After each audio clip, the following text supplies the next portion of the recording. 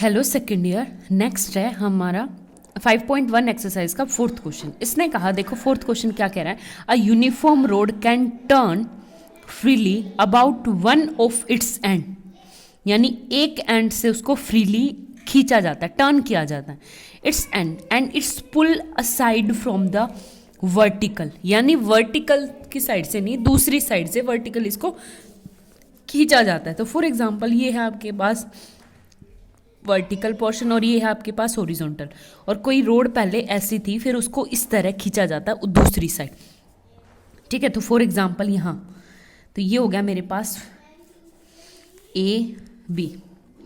ठीक है, और इसने कहा कि पुल वर्टिकल हॉरिजॉन्टल फोर्स के अकॉर्डिंग खींचा जाता है। देखो हॉरिजॉन्टल फोर्स लग रहा है उस side, acting at the other end of the rod and equal to half of its weight, मतलब जितना इसका वेट लग रहा है ना सेंटर ऑफ जी पे।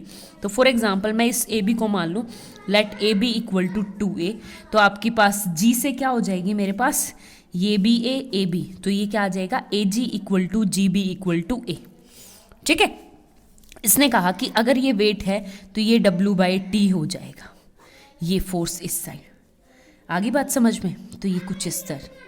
ठीक है, अब हमारे पास क्या है, इसने कहा half of its wait at what inclination of the vertical will be road rest, यानी कौन सा एंगल इतना होगा जिसमें जो रोड है वो बिल्कुल रेस्ट पोजीशन पे हो जाएगी। तो फॉर एग्जांपल इसको मान लूँ मैं अल्फा एंगल, और ये भी कितना हो जाएगा मेरा अल्फा एंगल। ठीक है, और इसको मैं आगे बढ़ाऊंगी तो देखो ये कुछ इस तरह से, तो इसको छोड़ो, ये वाले देखो मेरे पास ए बी, ये हो गया अब प्रॉपर वेट W/T, और देखो ये 90 है 90, तो एंगल ऑफ रिएक्शन क्या हो जाएगा आपके पास R, इसको ज्वाइन कर दोगे तो R फोर्स।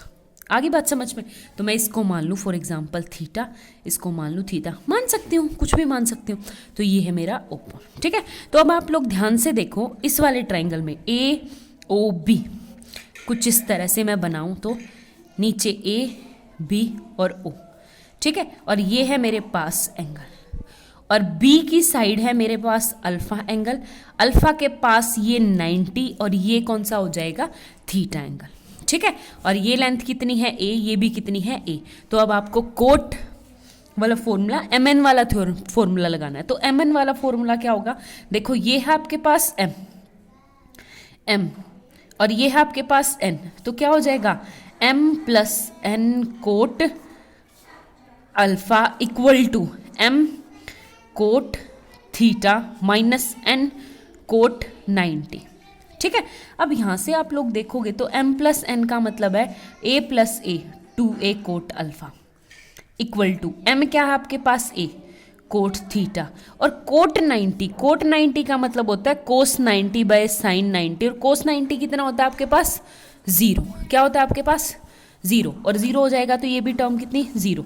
तो यहाँ से मेरे पास क्या आ गया, A से A कट गया, और यहाँ से आ गया cot alpha equal to 1/2 cot theta, और इसको रिवर्स करूँगी तो क्या हो जाएगा कि 10 अल्फा इक्वल टू 2 10 थीटा। आगे बात समझ में, तो यहाँ से क्या आ गया, ये है इक्वेशन नंबर फर्स्ट। हो गया क्लियर। एक तो ये, दूसरा मैं फोर्स लगाऊंगी कुछ इस तरह, अगर आप बात करोगे तो देखो ये फोर्स इस साइड लग रहा है W/2। ठीक है, एक फोर्स नीचे लग रहा है W, और इसके बीच में है 90 एंगल। ठीक है, और एक reaction R upward, R reaction, और इसके बीच में एंगल कितना हो जाएगा, ये 90 + थीटा, तो ये क्या है मेरे पास 90 + थीटा, और ये वाला कौन सा हो जाएगा, देखो ये थीटा है तो ये 180 - थीटा। ठीक है, ये आ गया 180। अब आप लगा दो लेमी थ्योरम हमारी क्या कहती है, लेमी थ्योरम यानी W/2 by using Lami theorem का यूज करके किस पे, O पॉइंट पे। ठीक है, मैंने यहीं से लिया है कि ये एक ऊपर साइड, तो इसको मैं करूँगी तो देखो W/T अपॉन में साइन 180 - थीटा इक्वल टू, ये क्या हो जाएगा मेरे पास R upon sine 90 equal to W/2 sine 90 + theta. ठीक है, देखो यहाँ से हो गया क्लियर। अब मैं इन फर्स्ट टू टर्म्स को लूँगी, फर्स्ट और लास्ट टर्म को लूँगी, तो यहाँ से देखो sine 180 minus theta W by two upon में ये क्या आ जाएगा साइन थीटा इक्वल टू ये है डब्ल्यू बाई और साइन 90 प्लस थीटा क्या हो जाएगा कोस थीटा। ठीक है, तो डब्ल्यू से डब्ल्यू कट जाएगा, टू नीचे आ जाएगा, तो ये आ गया मेरे पास 1/2 sine theta equal to 1 cos theta, और साइन थीटा को मैं ऊपर ले जाऊंगी तो ये क्या आएगा sine theta upon cos theta equal to 1/2, और ये sine theta upon cos theta क्या होता है टेन थीटा। तो टेन थीटा की वैल्यू क्या आ गई आपकी यहाँ से 1/2। अब इस टेन थीटा की वैल्यू 1/2 उठा के कहाँ पुट कर दो यहाँ पे इक्वेशन, तो ये क्या आ जाएगा tan alpha equal to 2 into 1/2 यानी 1, और tan alpha equal to 1, tan की वैल्यू 1 कहाँ पे आती है 45 पे यानी π/4 पे, हेंस मतलब एंगल का इंक्लिनेशन कितना है 45 का, हेंस फाइंड आउट। ठीक है, देखो क्लास हमारे पास 5th क्वेश्चन है, इसने कहा अ यूनिफॉर्म रोड, एक कोई भी यूनिफॉर्म रोड है, A B can turn freely about a hinge at A, यानी ए से क्या है मेरी लटका रखी है ए से। ठीक है, तो ये है फॉर एग्जांपल ए और ये बी कहीं लटका रखी, आगे बात समझ में। अब इसने कहा कि ए बी ये है और वेट ऑफ क्या लगता है मेरा नीचे की साइड यूनिफॉर्म रोड, यानी ये हो गया डब्ल्यू वेट।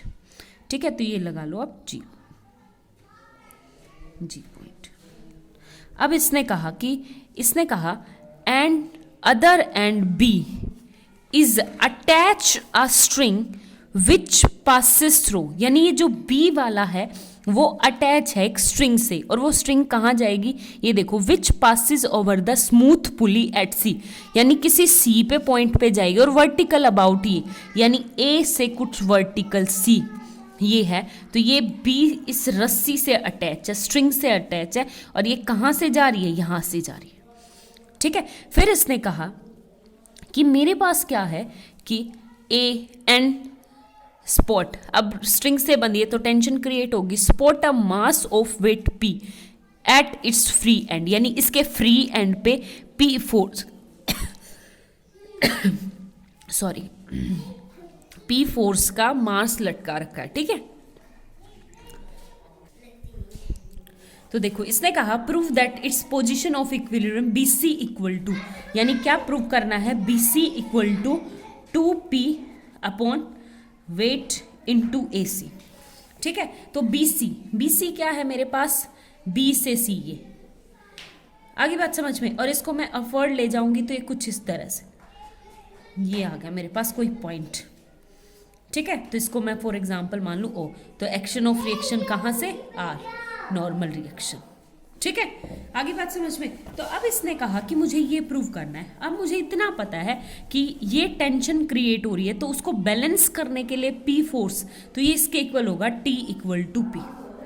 ठीक है, आगे बात समझ में। और इस ट्राइंगल में अगर मैं बात करती हूँ तो इस ट्राइंगल में मेरे पास क्या आ जाएगा कि यहाँ से इस ट्राइंगल पे यानी ए ओ के पैरेलल, किसके पैरेलल आर रिएक्शन, यानी ए ओ के पैरेलल फोर्स मेरा लग रहा है आर, ये है मेरे पास सी, ओ सी के अकॉर्डिंग क्या लग रहा है मेरे पास फोर्स टी टेंशन, यानी ओ सी के अकॉर्डिंग लग रहा है टी टेंशन। अच्छा, सी ए के अकॉर्डिंग क्या लग रहा है यहाँ पे डब्ल्यू वेट, यानी सी ए क्या लग रहा है डब्ल्यू वेट। आगे बात समझ में, तो ये है। अब एक बात बताओ, इसने कहा कि हम अगर बात करते हैं हमारी मिड पॉइंट थ्योरम की, तो ये लाइन इसके पैरेलल है, मैंने कल भी एक क्वेश्चन में बताया था, ये वाली लाइन इसके पैरेलल है और ये इसको बाइसेक्ट करती, तो ये ऑटोमेटिकली बाइसेक्ट होगी, यानी ओ C equal two O P.